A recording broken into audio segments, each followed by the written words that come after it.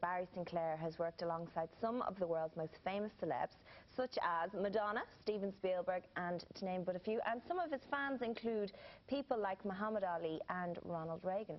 He's also driven blindfolded through the streets of Tokyo, in rush hour traffic, I believe. His talents have been commended worldwide, and he joins us here this morning with a few tricks up his sleeve. Barry, you're welcome to the show. Now, we're going to get into your hypnotherapy just a little bit later, but I wanted to, I was intrigued because you were actually initially in the Army, in the Air Corps, weren't you? That's the fact, in the Air Corps. And that man that was on earlier, Noel Gay, was in the Air Corps whilst I was there. Oh, right, that man that was doing the shredding. Nick Gay. Yes, so we're all need a bit of shredding in the Air Corps. Well, you know more about that than the rest of us, in fairness. Well. And then you went on to be a buyer in Aer Lingus, buying aircraft. Yes, that's right. Bought the first jumbo jet that came to Ireland, and the spares cost twice as much, I remember well, as the actual jumbo jet. And it was only 10 million there for the jumbo jet at the time. Now it's about 120 million. But things change. The whole team of people bought it, by the way. But they were exciting times. Then I left and went into show business. So what inspired you to go into showbiz? Well, I didn't like working all that much. And Who does? Really, yeah, well, that's it. But then go into show business. So, don't let them know. Yes. It's still work. Getting up early. I feel like the early bird. The early bird is a good thing, but has anyone ever told you about the early worm? No, go on. Well, the early bird catches the early worm. I don't mind the early bird. I wouldn't want to be the early worm, though. So, why hypnotism specifically, or that? Well, that I started as a magician. Funny enough, I was interested. I wanted to be in show business. To be serious for a moment, I really wanted to be in show business. Now, I can't sing or dance. I could do nothing. I had no rhythm. I couldn't dance. I was very bad at getting girls because I couldn't dance, and that's not a good thing if you can't dance. So I had no rhythm. Now, what am I going to do? I want to be no in show musical business. talent. Nothing whatsoever. So I said, do magic. My God, I couldn't earn tuppence doing magic. It's not really very lucrative. Hey, I'll be a mind reader. My God, I couldn't even earn a living doing that. Then I said, well, what'll I do now? I'll go and ask Paul Golden. Hey, how do you do this, Paul? I must say he was very generous. So did you just go through a list of things that you could do well, and not go... really, not quite like that. I mean, you must have some sort of aptitude towards it. Oh, I guess I have an aptitude, all right. I'm lucky I have an aptitude. I found I happen to have an aptitude for the only thing I can probably do really well, I guess. Your background, your background is in engineering. In fact, you have a PhD. But yeah, everyone thinks that's in psychology. It's not. It's in theology. Oh, is it? That's a whole new story. Yes, you see, you even thought it was psychology. Oh, no, it's according to the notes it was engineering. No, I have a master's degree in engineering. Right. So I'm an academician, really. I don't know what I'm doing in show business. Does that mean that you're a very logical person? I am. I'd be very logical. I'd be quite disciplined, too. But yet I have to disguise that a little bit by having a bit of fun. You know? And does that have any bearing on how good a hypnotist you are or not? I suppose everything you do in life has a bearing on how good or how bad you are. Your background, you either sync with it or you benefit from it, one or the other. I think everything you do in life will funnel you to wherever you want to go. How do you know whether somebody is susceptible or suitable for hypnotism? Well, yes, there are a lot of misconceptions. You see, hypnotists for generations, including myself in the beginning, I don't do it now, I tell the truth, anything you want to know. There's no secret to it. They'd make out they had all sorts of power. Stooges? Yeah, not at all. No, they're not stooges, no. Plants, geraniums, I always have them. No, there's no need. In the beginning, I'd say, I better get some, will you do it? Oh, yeah, and they wouldn't be there, they'd be at the toilet. Hey, where are they? So it wasn't worth the trouble. So forget that. It is a genuine thing. Everybody can be hypnotized. Now, everybody can laugh. Isn't that right? You can see that easily. The philosophical term is man is a risible creature, Emma. A risible creature, meaning, that doesn't mean he rises early in the morning or anything like that. It just means that he has the ability to laugh. Everybody won't laugh. The greatest comedian in the world can come in and tell you a joke, but if your best friend has just died, you're not going to laugh. Isn't that true? So the fact that you have the ability to laugh doesn't mean you will laugh. It's the same with hypnotism. Every human being can be hypnotized. Everybody won't let go enough sometimes. If the motivation is strong enough, they will. And my job is to make them want to create that motivation, to press the button. There'll be 5 or 6 different types of personalities, and I just have to find their little button very quickly. But if there's 1,000 people in an audience, well, I only need like 6 or 7. Boy, I'm away. So do you exploit their personalities then in any way? Their personalities? By making them do silly things?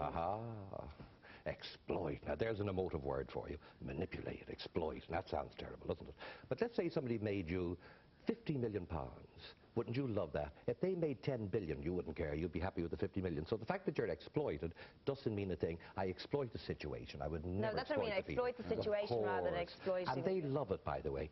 Doing silly things, say Charlie Chaplin's slipping on a banana skin. But it's embarrassing. He loves it. No, Charlie loves it. When the people laugh, that's the greatest joy. We're not talking about Charlie Chaplin slipping on a banana here. We're talking about people taking their pants down in front of their friends. Well, maybe you're talking about I've never done that in my life. No, I would never embarrass anyone or humiliate them. There's a big difference between allowing people to express and vent their personalities. And this would be quite a big difference between perhaps other guys that do this, and there wouldn't be many, and myself. I would tend to keep it clean. The nuns, the priests, and I'd never have anyone take down their trousers, not even open a button, because good, clean fun, Emma, it's the best fun of all, and that's the truth. We were asking before you came on, actually. You couldn't hypnotise us now. No. You couldn't, well, I think you're under a bit of pressure and be hard. Now, if I say made the attempt and I failed in front of the whole nation and wasted time, and I wonder is he or isn't he? But you can tell quite quickly, when you walk up to people, either you will hypnotise them or you won't. It'll be as quick as that. People who aren't hypnotised, I'd put them down on the stage. I keep the people who are. Hey, we're away. But it's always nerve-wracking, because the day could dawn when you will get nobody who is in that frame of mind. It's only a frame of mind. It's like a comedian will go on and nobody will laugh. Now, and he might be very good. Yeah. So that can't happen. That's why there's a lot of risk. Are there any telltale signs you can Yes, I can see their eyes open wider, they iris up their eyes, funny enough. That'd be one side. They get a glazed look. I'm sure you've sort of seen it. They look far away. They're looking up at you like this. The way a girl will look at you when she's in love. It doesn't often happen, I can tell you. You'd know that. Yeah, you're used to that. Well, look, he's good at it. But people looking like this, hey. So there are predictable outcomes. There are strategies that will lead to a predictable outcome, quite often, powerful strategies to get people to do things. We've talked about it on the entertainment level, Barry, and a little later on in the show you're going to entertain us. I'm going to entertain you, I hope so. In a slightly, but there's a serious side to your work, because you hold clinics.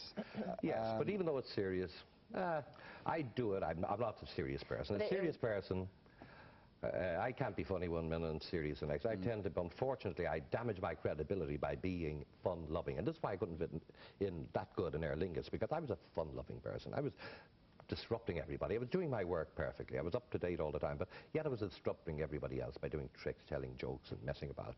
That isn't the corporate man. I never would have gotten anywhere worth talking about in Aer Lingus. But there is a serious side to help people stop smoking, lose weight, etc., etc. So you use hypnotherapy then? I do. Well, I can influence people for their own good, but I only bring out the power that's in themselves. I don't claim credit for it. We all have potential. The only thing that holds us back is we don't believe it. And a funny thing happened. Con Downing, the editor, he used to work in the Cork Examiner, the editor of the Southern Star, a real nice man, Con Downing, 20 years ago.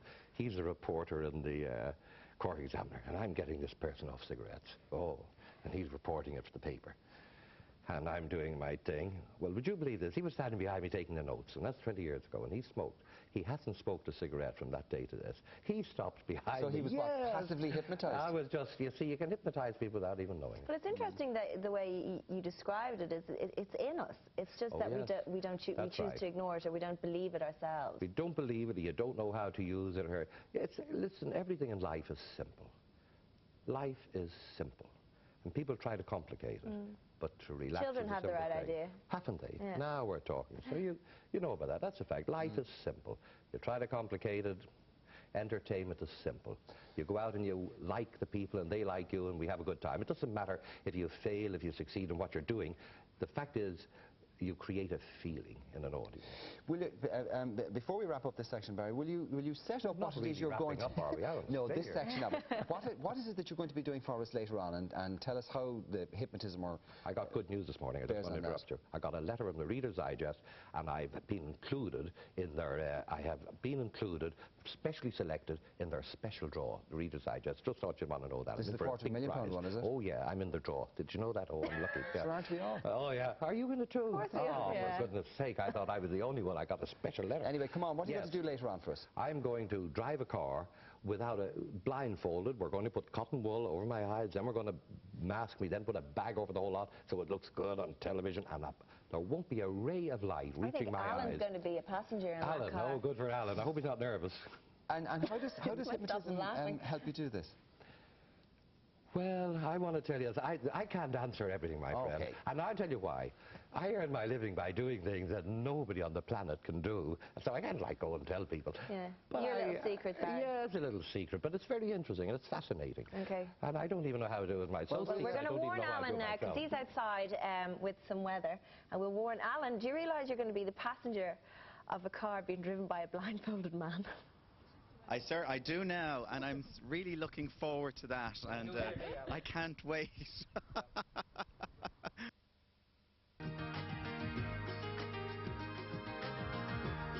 Welcome back. I'm outside of the studios, joined by Barry Sinclair, Irish hypnotist, and he has promised me that he's going to drive blindfolded, and I've got the blindfold right here, the car blindfolded. Now, Barry, you have managed to do this before in rush hour traffic in Tokyo. Yes, and other places too, and it's quite interesting. We'll give it a go. You're very brave to help. It's very cold out here, but I feel pretty warm with you standing beside me, Emma. Well, go on, the big schmoo. Now, Alan Hughes, are you right? Come over here. You're going to be the passenger of the car, so you hold the microphone while I put on his blindfold. Now, I've already tested the blindfold, so... Now, is it... Let's get the cotton wool on first, please. Okay, we'll do this. Cotton wool, and then we put a bag over that. Cotton wool into the eye. Right, now you That's hold it. that. I'm holding. Press, and you're happy you with hold that? I'll hold these two. Goodness. And put the thing over my head there, please. Oh, okay. Now make sure it's You've done this before, Barry. Oh, I'm not telling. This is my first time. Okay, we need the bag. Yeah, let's get that bag over here. I actually don't like the look of this at all. I don't like it myself. Okay. You look much better now. Do I? All right, we all say. Okay. I'll bring you around to the Okay. driver. Right. Okay, you take the mic. Okay, I'll get in here then. He should be able to find his way around the car if he's going to bloody drive it.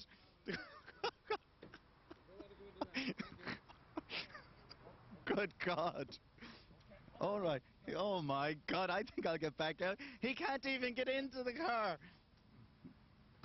Okay, come on, Barry. Good luck. I'm putting on my seatbelt. Do you need your seatbelt on? I think we better put the seatbelts on, all right? Okay. Well, Alan, you're not laughing now, are you? I'm not laughing now at all, no. Okay, now, you have done this before. I certainly have. But that doesn't mean we're going to do it this time. Are you all set? Are we Yes, we're ready to go. Now, Okay. have you been looking at the car park out here this morning? Can I talk to you? Not really, because it was dark earlier on. Right. Okay. Are we still all right? We're alive, are we? Alive. We are alive. Here a bit. Yeah, oh God. Go faster. Yeah, not too fast. Oh, how's that? That's fine. Go on, keep going. Okay, oh my goodness. You're Now we're getting going... Taskmaster. No, okay. Now we're going onto a main road. Is that okay? Well, I think Maybe it's we okay better with do a U-turn and go back in. Can you do that? Of course I can. Even more. No. Oh. Oops. Have I killed somebody? No, not quite. This is actually very impressive. I know, thank goodness. That's how I earn my living, Alan. Now, Oh. and what are you... But I can't do what you do, which is present out. Are you sort of... I am using all sorts of skills and senses that most people don't normally use, just like an animal has senses, and we Go a little bit more. That was actually very good. There we go. Now he's actually very good, Emma. I mean, well impressed. it's very strange somebody driving and driving around with a black bag over their head. Do you think Fergus Gibson could do that? I think Fergus Gibson probably could, because he's fabulous, He is aren't you, fabulous. Fergus? Fabulous. Take it away, Fergus.